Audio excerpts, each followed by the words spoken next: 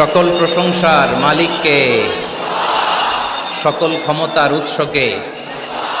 কেউ যেটা পারে না পারে কে, কেউ যেটা দেখে না দেখে কে, কেউ যেটা দেয় না দেয় কে। সে আল্লাহ রাব্বুল ইজ্জত ওয়াল জালালের দরবারে আমরা শুকরগুজার হচ্ছি। আমরা সবাই আওয়াজ করে পড়ে নিচ্ছি কালিমাতুশ শুকর, আলহামদুলিল্লাহ। গলা ছেড়ে দিয়ে আওয়াজ করে, প্রিয় লালমনিরহাটের ভাইয়ের আওয়াজ করে সবাই পড়ুন, রব্বানা লাকাল হামদ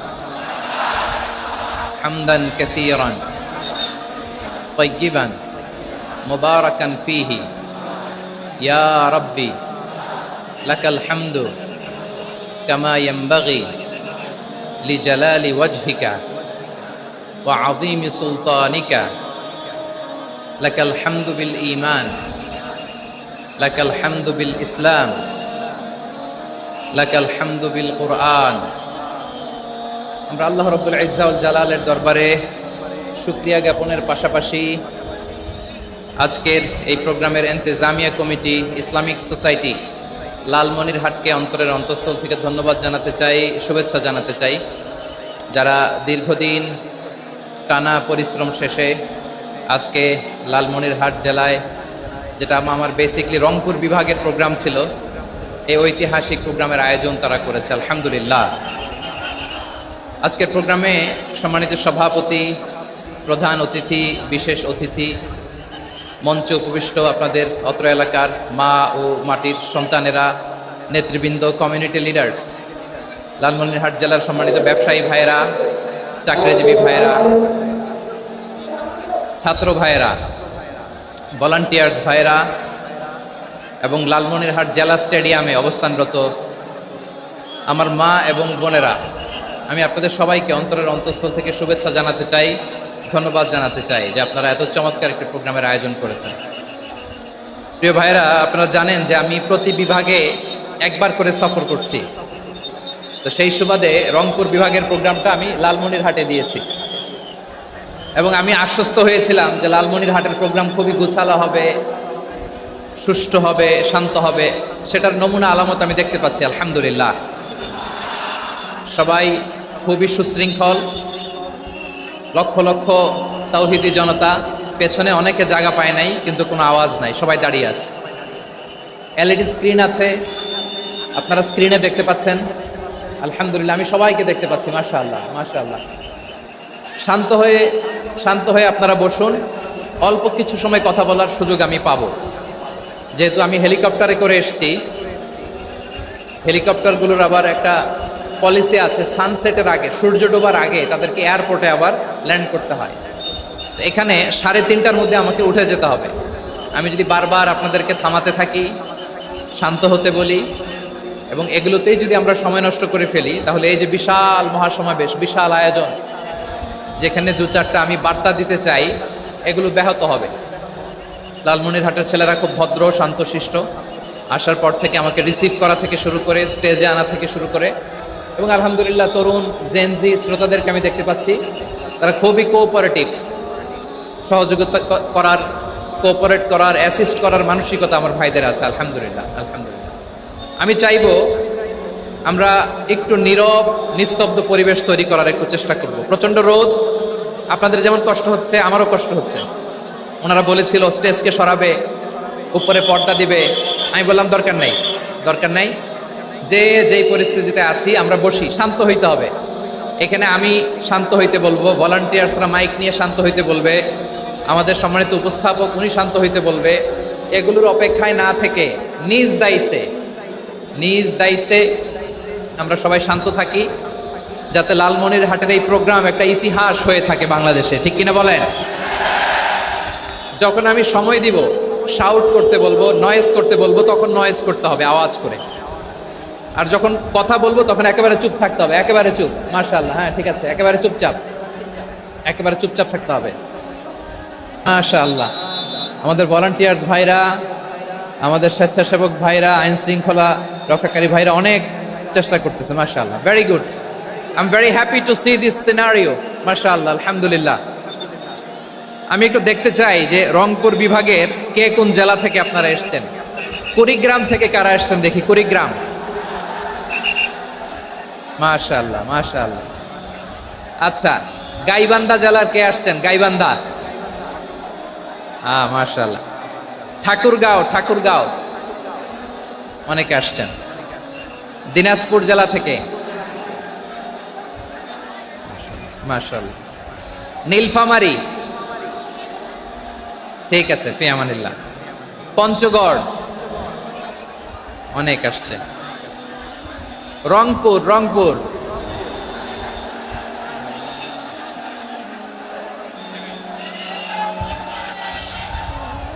মাশাআল্লাহ মাশাআল্লাহ মাশাআল্লাহ, ঠিক আছে। লালমনিরহাটের কারা দেখি? লালমনিরহাট,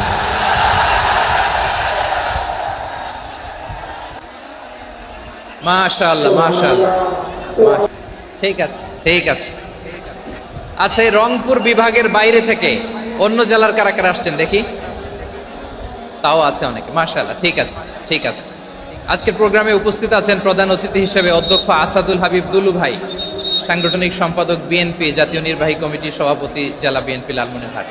বিশেষ অতিথি হিসেবে আমাদের অনেক ভাইরা এসছেন, সবাইকে শুকরিয়া জানাই। সভাপতিত্ব করছেন জনাব আব্দুল হাকিম।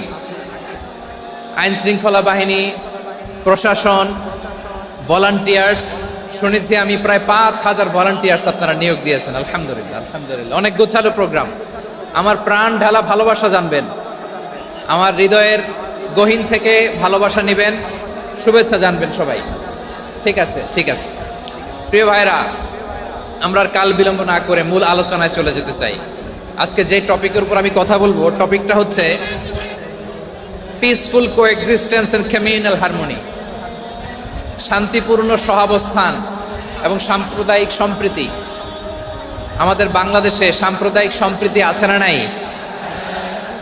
আবহমান কাল থেকে আমরা মুসলিম, হিন্দু, বৌদ্ধ, খ্রিস্টান, পাহাড়ি, নৃগোষ্ঠী মিলেমিশে একাকার, আমরা সবাই মিলে বাংলাদেশ।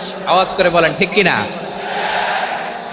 আমাদের পারস্পরিক সম্প্রীতি, ভালোবাসা, সৌহার্দ্যপূর্ণ আচরণ, বোঝাপড়া, এটা বেশ মজবুত, বেশ মজবুত।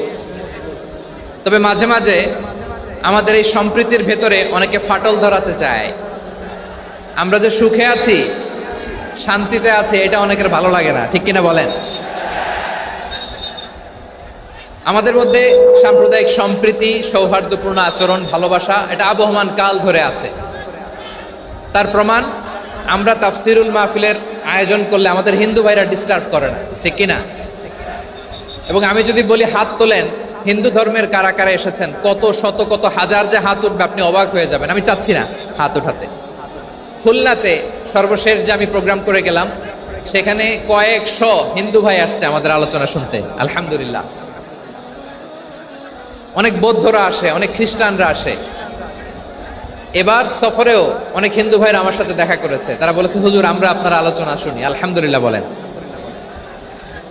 So it's our responsibility to present our religion to our non-Muslim brothers and sisters. আমাদের অমুসলিম ভাই বোনদের কাছে ইসলামের সৌন্দর্য তুলে ধরা, এটা আমাদের দায়িত্ব। We all are the ambassador of Islam. আমরা প্রত্যেকে দায়িত্বশীল, আমরা প্রত্যেকে এক একজন ইসলামের অ্যাম্বাসেডর, আলহামদুলিল্লাহ বলেন। এজন্য এমনভাবে দ্য বিউটি অফ ইসলাম, ইসলামের সৌন্দর্য আমাদেরকে ফুটিয়ে তুলতে হবে, যাতে করে নন মুসলিমরা শাহাদা পড়ে, কালিমা পড়ে মুসলমান হয়ে যায়। অনেক নন মুসলিম ভাই বোন আমাদের হাতে শাহাদা পড়ে, কালিমা পড়ে মুসলমান হয়েছে, অনেক। সো আমরা যেন ইসলামের বিউটিটাকে তুলে ধরতে পারি, এবং এই যে সম্প্রীতি, এটাকে যেন আমরা অটুট রাখতে পারি। আদতে আদতে বাংলাদেশের ইতিহাস বলে আমাদের দেশে কোনো দাঙ্গা নাই, আছে? লালমনিরহাটের ভাইয়ের আওয়াজ করে বলেন, আমাদের দেশে হিন্দু মুসলিম দাঙ্গা আছে? আমরা ভাই ভাই, আওয়াজ করে বলুন তো, আমরা কি ভাই ভাই? কিন্তু কিছু দুষ্ট লোক আছে, তারা আমাদের সম্পর্কের মধ্যে ফাটল ধরাতে চায়, ঠিক কিনা বলেন?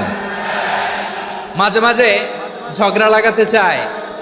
দেখবেন পত্রপত্রিকায় দেখা যায় বিভিন্ন ধর্মীয় উপাসনালয়গুলোতে হামলা চালানো হয়। এগুলো রাজনৈতিক উদ্দেশ্য প্রণোদিত, এগুলোর সাথে ইসলামের কোনো সম্পর্ক নাই। এজন্য এই দুর্বৃত্তদের ব্যাপারে আমাদের সাবধান থাকতে হবে। আমরা সবসময় যেমনি ঐক্যবদ্ধ, ইউনাইটেড, আমরা যদি এরকম ইউনাইটেড থাকি, এই সমস্ত দুর্বৃত্তদের কালো হাত ভেঙে দিতে আমাদের 1 ঘন্টাও লাগবে না। চিল্লায় বলো ঠিক কি না? আমরা সংঘবদ্ধ থাকবো। এই যে আমাদের পিসফুল কোএক্সিস্টেন্স, শান্তিপূর্ণ সহাবস্থান। হিন্দুরা পূজা করে, যেদিন হিন্দুদের পূজা অনুষ্ঠান আমরা ওই দিন তাফসির মাহফিল করি না, ঠিক কিনা বলেন?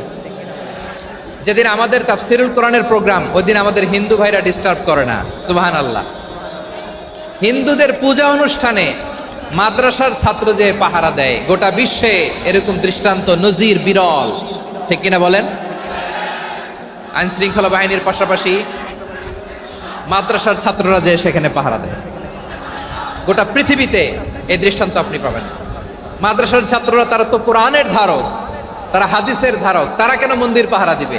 এই সম্প্রীতিকে ধরে রাখার জন্য, এই সৌহার্দ্যকে ধরে রাখার জন্য, আমাদের পারস্পরিক ভালোবাসাকে অটুট রাখার জন্য। আওয়াজ করে বলতে হবে ঠিক কিনা? এখন বলেন, আমাদের এই ভালোবাসা অটুট থাক, আমরা চাই কি চাই না? আমরা হিন্দু মুসলিম মিলেমিশে শান্তিপূর্ণ সহাবস্থান, সাম্প্রদায়িক সম্প্রীতি। লালমনিরহাটের ভাইয়ের আওয়াজ করে বলুন, এই সাম্প্রদায়িক সম্প্রীতি আমরা চাই কি চাই না? আল্লাহ এই দেশকে তুমি বরকতময় করো, বাংলাদেশকে তুমি শান্তিময় করো। আওয়াজ করে সবাই বলেন আমিন। এই জায়গাটাতে সামান্য একটু আওয়াজ হচ্ছিল, এটাও থেমে গেছে। আলহামদুলিল্লাহ, আলহামদুলিল্লাহ। এখন একেবারে everything is in my control. মাশাআল্লাহ। ঠিক আছে, আমি মূল আলোচনায় যাই। প্রিয় ভাইরা, আমি বলেছিলাম আমার আলোচনার বিষয় হচ্ছে শান্তিপূর্ণ সহাবস্থান, সাম্প্রদায়িক সম্প্রীতি। আমরা দেখব ইসলাম আমাদেরকে কি কি দিক নির্দেশনা দেয়। শান্ত হইতে হবে। খরগোশের কানের মতো কান দুটো আমার দিকে করে রাখেন। আমি এখনো উঠে যাব, হাত নাড়ায় লাভ নাই, আমি উঠে যাব। তাকায় থাকো আর কান খাড়া, আওয়াজ হবে না। হ্যাঁ, মাশাআল্লাহ, মাশাআল্লাহ, ঠিক আছে। আমরা দেখব যে রাসূল সাল্লাল্লাহু আলাইহি ওয়াসাল্লাম এই পিসফুল কোএক্সিস্টেন্সের জন্য আমাদের কি শিখিয়েছেন, কি কি গাইডলাইন দিয়েছেন। আমরা 1, 2, 3, 4 করে এগুলো আপনাদের সাথে শেয়ার করব। আমি আপনাদের খেদমতে সূরাতুল আনআমের 108 নম্বর আয়াত তেলাওয়াত করেছি। এখানে আল্লাহ রাব্বুল ইজ্জা ওয়াল জালাল তিনি ইরশাদ করছেন, ওয়ালা তাসুব্বুল্লাযীনা ইয়াদউনা মিন দুনিল্লাহি ফায়াসুব্বুল্লাহা আদওয়াম বিগাইরি ইলম কাযালিকা যায়্যান্না লিকুল্লি উম্মাতিন আমালাহুম সুম্মা ইলা রাব্বিহিম মারজিউহুম ফায়ুনাব্বিউহুম বিমা কানু ইয়ামালুন। রব্বুল আলামিন বলেন, গোলাম ও আমার ইমানদার বান্দারা, শোনো শোনো। ও আমার বিশ্বাসী বান্দারা, শোনো শোনো। লা তাসুব্বুল্লাযীনা ইয়াদউনা মিন দুনিল্লাহ ফায়াসুব্বুল্লাহা আদওয়াম বিগাইরি ইলম। ও আমার বিশ্বাসী বান্দারা, যারা আল্লাহকে ব্যতি রেখে, আল্লাহকে বাদ দিয়ে অন্য উপাস্যকে ডাকে, দেবীর পূজা করে, দেবতাদের পূজা করে, তোমরা খবরদার তাদের গালি দিও না। আওয়াজ করে বলেন, কি দিও না? আল্লাহ বলেন, ও বিশ্বাসীরা শোনো, যারা আল্লাহকে বেছে রেখে দেব দেবীর পূজা করে, অন্য উপাস্যের পূজা করে, তাদেরকে ডাকে, ওই দেবতাদেরকে তোমরা গালি দিও না। যদি ওই দেবতাদেরকে গালি দাও, তাহলে ভুলবশত, শত্রুতাবশত তারা তোমাদের রব আল্লাহকে গালি দেবে, ঠিক কি না? তোমরা যদি তাদের দেবতাদের গালি দাও, ওরা রেগে তোমার আল্লাহরে গালি দিবে, তাহলে আল্লাহরে গালি খাওয়ানোর কারণ হয়ে গেলাম আমি, ঠিক কি না বলেন? সম্মানিত ভাইয়েরা, এত বিশাল প্রোগ্রাম, মাইকের একটা সেটআপ থাকে, তারগুলো অনেক সময় নড়ে যায়, ধাক্কা ধাক্কিতে ডিসপ্লেস হয়, একটু ঝামেলা হবে, একটু সমস্যা হবে মাঝে মাঝে। আপনারা শান্ত থাকলে, শান্ত থাকতে হবে।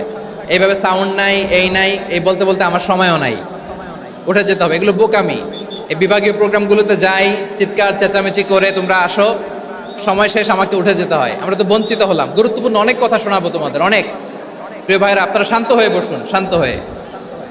রব্বুল আলামিন বলেন, খবরদার বিশ্বাসীরা, আল্লাহ ছাড়া যারা অন্যান্য উপাস্যদেরকে ডাকে, দেবতাদেরকে ডাকে, তাদেরকে তোমরা গালি দিও না।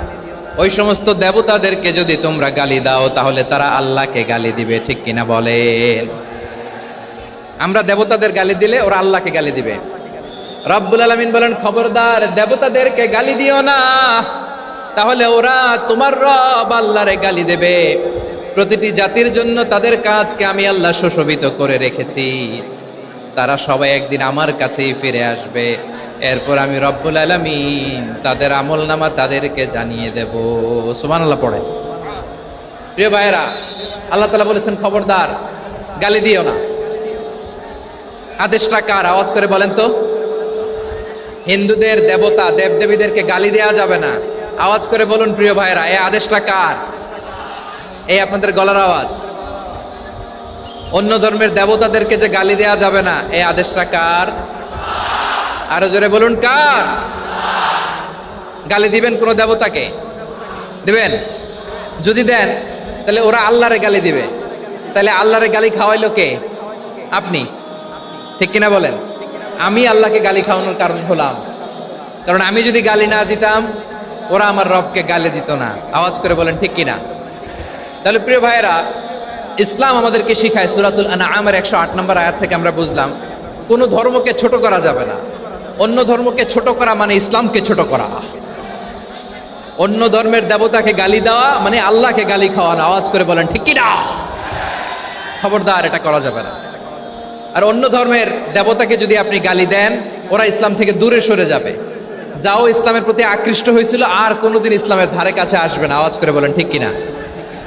এজন্য কখনো কোনোদিন অন্য ধর্মের দেবতাদেরকে গালি দেয়া যাবে না। অন্য ধর্মের কোনো দেবতাদেরকে আমরা গালি দিব না, গালি দিব না, বরং ইসলামের beauty, the beauty of Islam, ইসলামের সৌন্দর্যকে আমরা তুলে ধরব।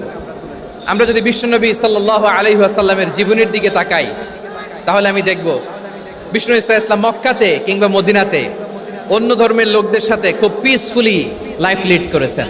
হোক মুশরিক, হোক খ্রিস্টান, হোক ইহুদি, বিশ্বনবী সবার সাথে মিলেমিশে ছিলেন। আলহামদুলিল্লাহ বলেন। ইসলাম হচ্ছে পিসফুল রিলিজিয়ান। অন্য ধর্মের প্রতি সহনশীলতার সবক ইসলাম আমাদেরকে দেয়। কিন্তু প্রতিটি মুসলিমের এটা মনে রাখতে হবে, আল্লাহর কাছে পছন্দনীয় গ্রহণযোগ্য ধর্ম, জীবনাদর্শ একটি, সেটা হচ্ছে ইসলাম। আওয়াজ করে বলেন সেটা কি? লালমনিরহাটের ভাইয়েরা আওয়াজ করে বলুন, আল্লাহর কাছে মনোনীত ধর্ম একটি, সেটা কি? এজন্য রব্বুল আলামিন বলেন, ইন্নাদ-দীনা ইনদাল্লাহিল ইসলাম, আল্লাহর কাছে মনোনীত গ্রহণযোগ্য অ্যাকসেপ্টেড ধর্ম মতাদর্শ একটা, সেটা হলো ইসলাম। ইসলাম ছাড়া অন্য কোনো ধর্ম যদি কেউ তালাশ করে, তার ওই ধর্ম আল্লাহ গ্রহণ করবে না। ওমাইয়াবতাগি গায়রাল ইসলামি দীনান ফালাই ইউকবালা মিন ওয়া হুয়া ফিল আখিরাতি মিনাল খাসিরিন।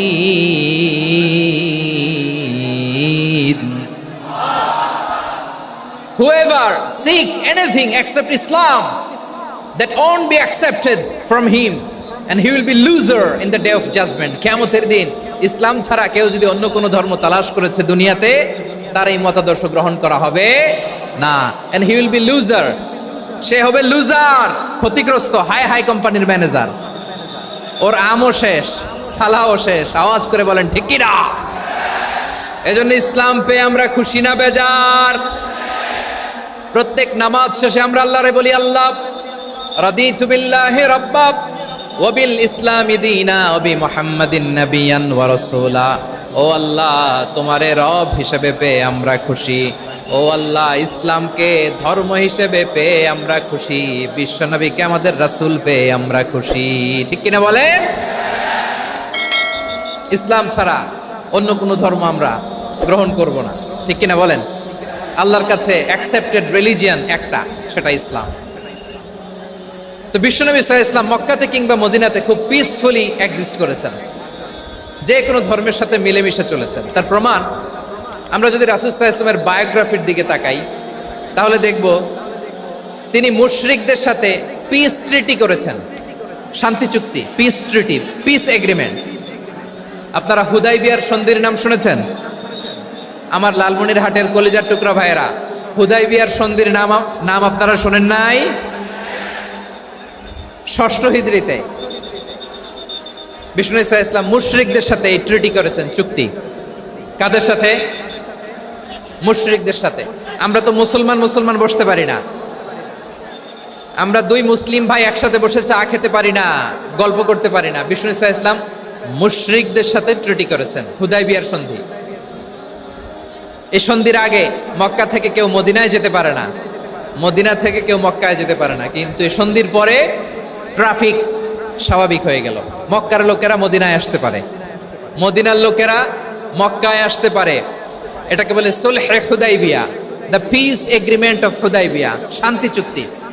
আমরা পৃথিবীতে এখন অনেক শান্তি চুক্তির নাম শুনি, এগুলো সব the piece treaty of Hudaibiya থেকে কপি করা। আল্লাহু আকবার। তাহলে বিশ্বনবী সাল্লাল্লাহু আলাইহি সাল্লাম তিনি যে শান্তিপূর্ণ সহাবস্থানে বিশ্বাসী ছিলেন, মুসলমানেরা যে অন্য ধর্মের প্রতি সহনশীল, তার প্রমাণ হচ্ছে এই পিস ট্রিটি। শুধু তাই নয়, মাইকের সাউন্ডটা একটু বাড়াই দিতে হবে, খুব দুর্বল, একটু মজবুত করতে হবে,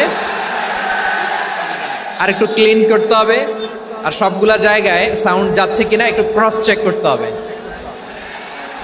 হ্যাঁ, পাবেন দিচ্ছে mic operator, is trying his level best, দিচ্ছে।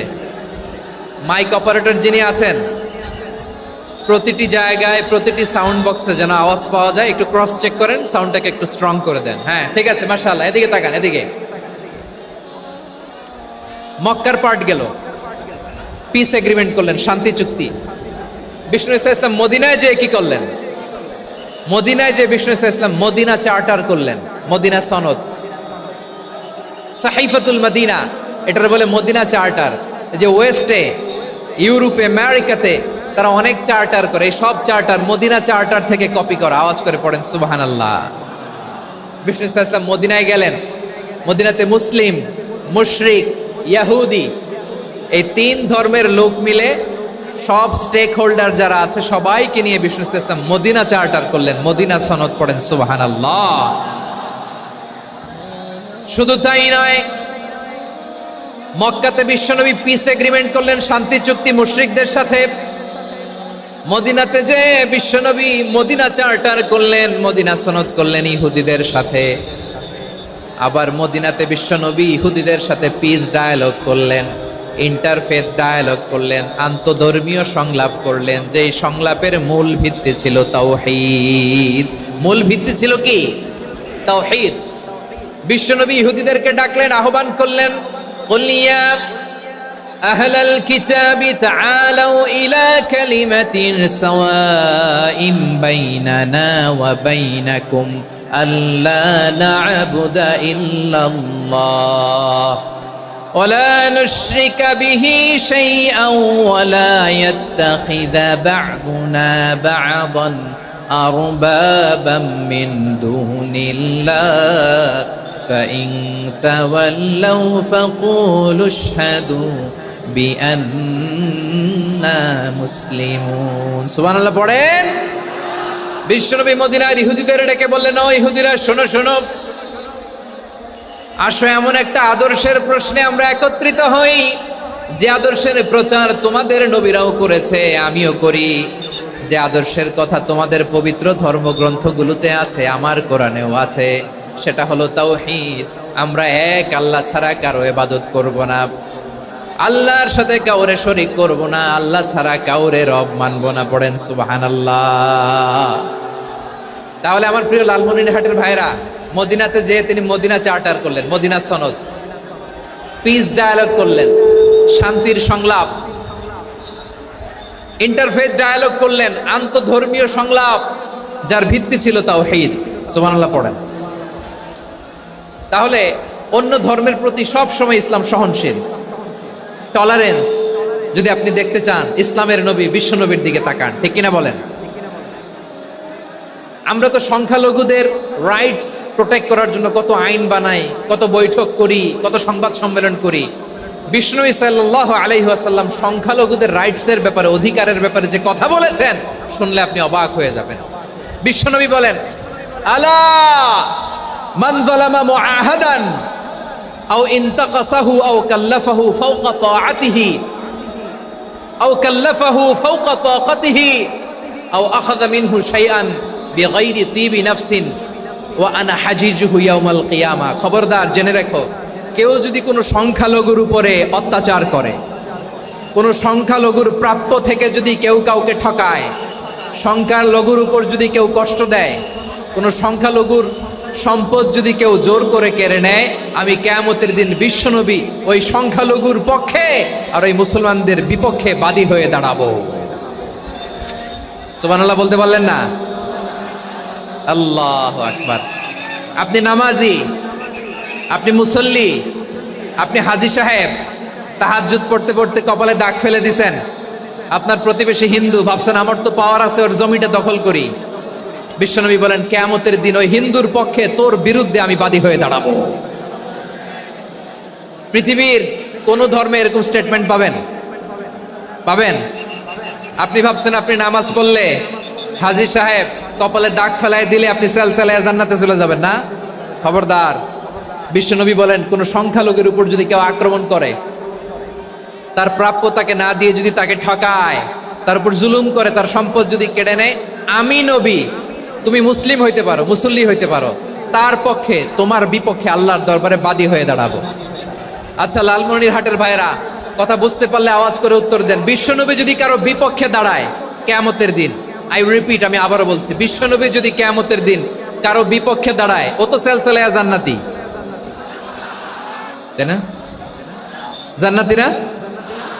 যে নবীর সুপারিশ ছাড়া জান্নাতের গেটও দেখা যাবে না, ওই নবী যদি বলে তোর বিপক্ষে আমি বাদী হয়ে দাঁড়াবো, ওই জান্নাতে আর ঢোকার কোনো সুযোগ আমাদের থাকবে? এখানেই শেষ না আমার প্রিয় লালমনিরহাটের ভাইয়েরা, এখানেই শেষ নয়। বিশ্বনবী বলেন মান কাতালা মুআহাদান, বুখারীর বর্ণনা, মান কাতালা মুআহাদান লাম ইয়ারাহ রাইহাতাল জান্নাহ। কেউ যদি, কোনো মুসলিম যদি অন্যায়ভাবে কোনো সংখ্যালঘুকে হত্যা করে, কোনো হিন্দুকে হত্যা করে, কোনো বৌদ্ধরে হত্যা করে, অন্যায়ভাবে কোনো মুসলিম যদি কোনো সংখ্যালঘুরে হত্যা করে, জান্নাতে যাওয়া তো দূরের কথা, ওই মুসলিম জান্নাতের ঘ্রাণও পাবে না। সেই বুখারীর বর্ণনা, মান কাতালা মুআহাদান লাম ইয়ারাহ রাইহাতাল জান্নাহ ওয়া ইন্না রিহাহা লা ইউজাদু মিন মাসিরাতি 40 আমা। যে জান্নাতের ঘ্রাণ 40 বছর দূরের রাস্তা থেকেই পাওয়া যায়। সুবহানাল্লাহ পড়েন। প্রিয় ভাইরা, এখান থেকে জান্নাতে পৌঁছতে লাগবে 40 বছর। এত দূর, কত বছর?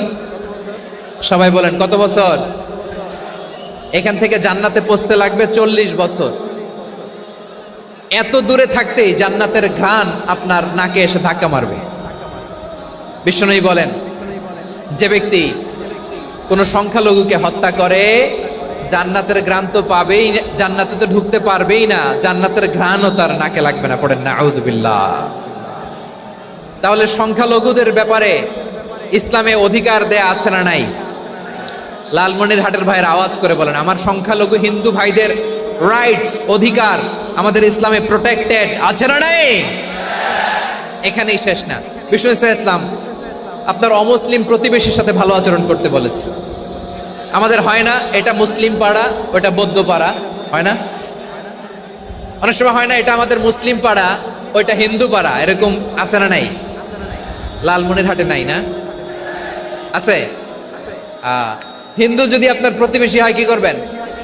ওরে কষ্ট দিবেন নাকি? কেন? ও তো হিন্দু, ও তো আমার আল্লাহরে ডাকে না, ওরে কষ্ট দিলে জায়েজ হবে না?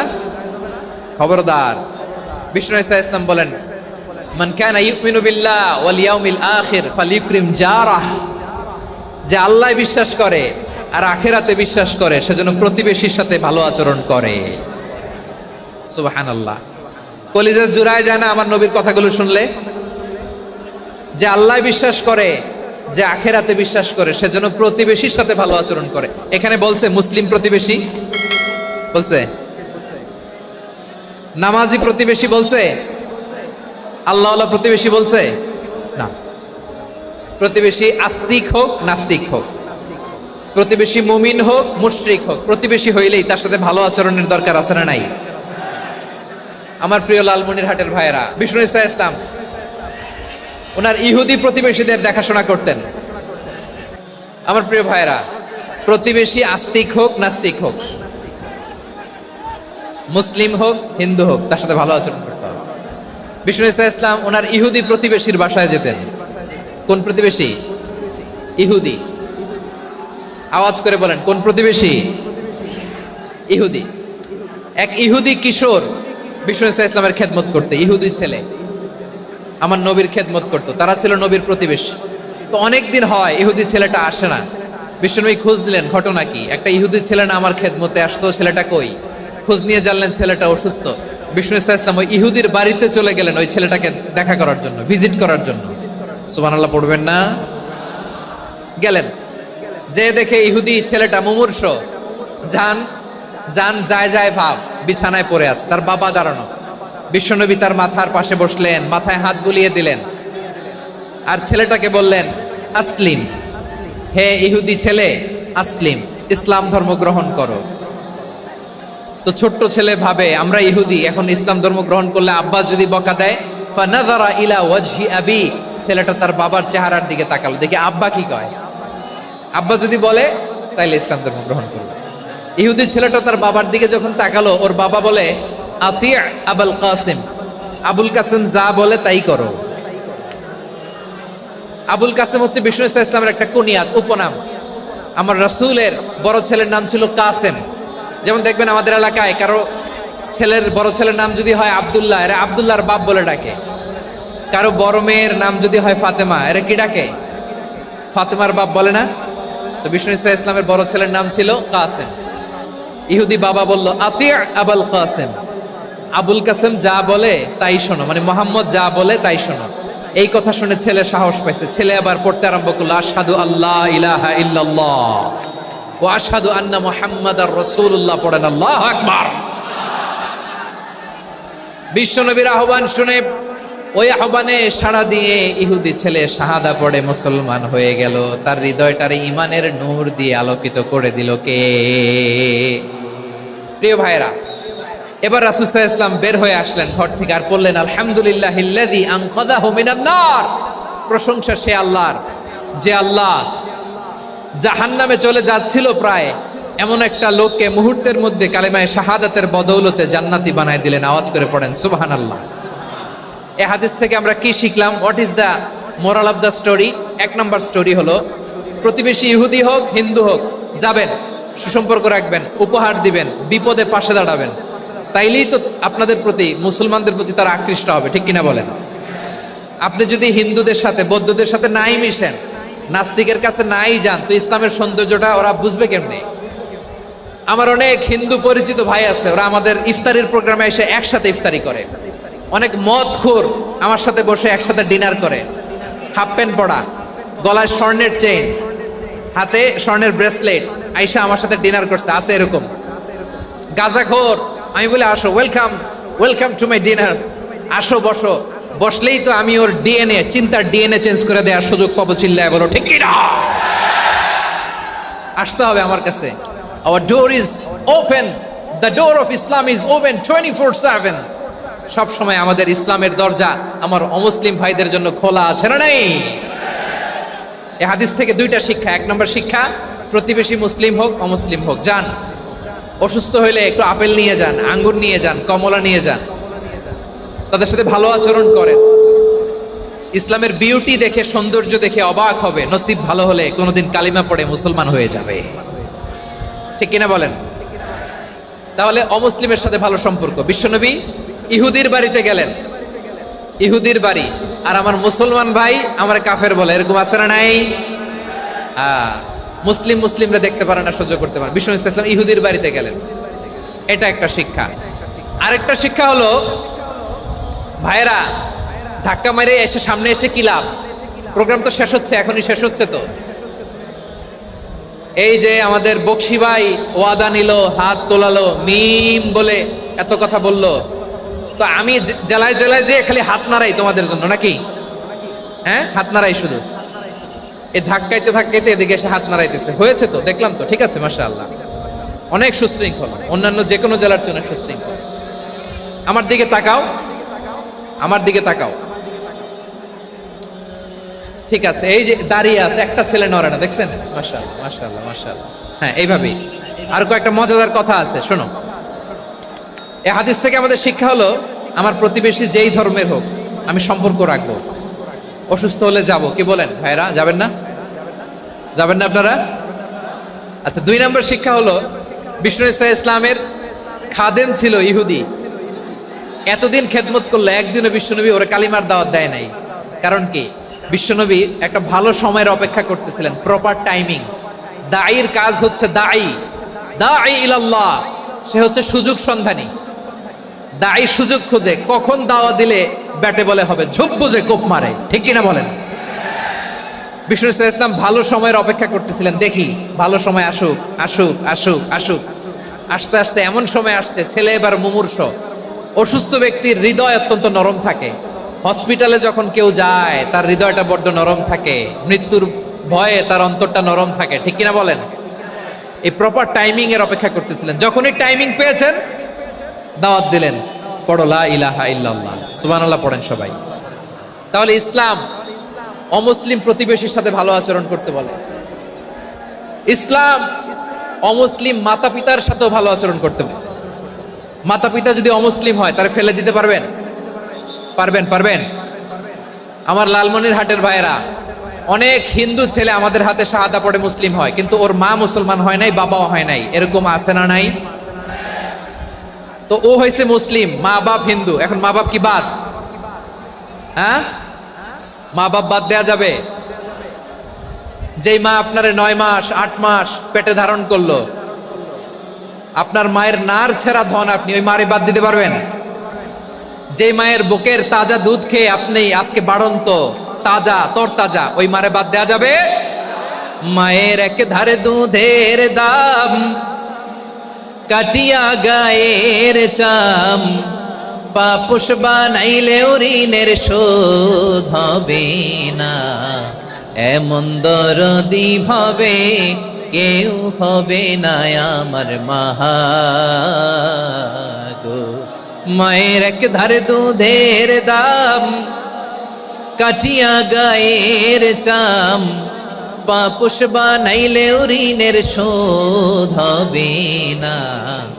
এমন দরদি ভাবে কেউ হবে না আমার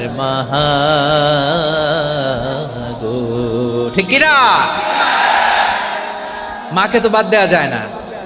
وَقَضَى رَبُّكَ أَلَّا تَعْبُدُوا إِلَّا إِيَّاهُ وَبِالْوَالِدَيْنِ إِحْسَانًا। আল্লাহ বলে, অবধারিত 2টা ভার্ডিক্ট তোমাদের জন্য, এক আল্লাহর ইবাদত করবা আর মা বাবার প্রতি ইহসান করবা। আদেশটা কার?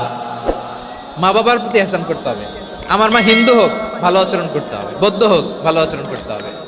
আমার যে সমস্ত হিন্দু ভাইয়েরা মুসলিম হয়েছে, তোমাদের মা বাবা এখনো মুসলমান হয় নাই, তাদের সাথে ভালো আচরণ করতে হবে। আপনাদের খেদমত নিজে করতে হবে, অথবা খেদমতের ব্যবস্থা করাই দিতে হবে। মান্থলি যে খরচ লাগে এটা দিতে হবে। আরে তুমি এখন মুসলিম, তোমার মা বাবা হিন্দু, এখনই তো সুযোগ ইসলামের সৌন্দর্য দেখানোর।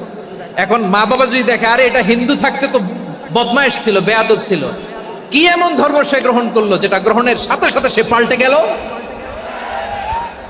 কি এমন ধর্ম সে গ্রহণ করেছে যেটা তার জীবনকে আলোকিত করে দিয়েছে? নসিব ভালো হইলে তারাও কালিমা পড়ে মুসলমান হয়ে যাবে।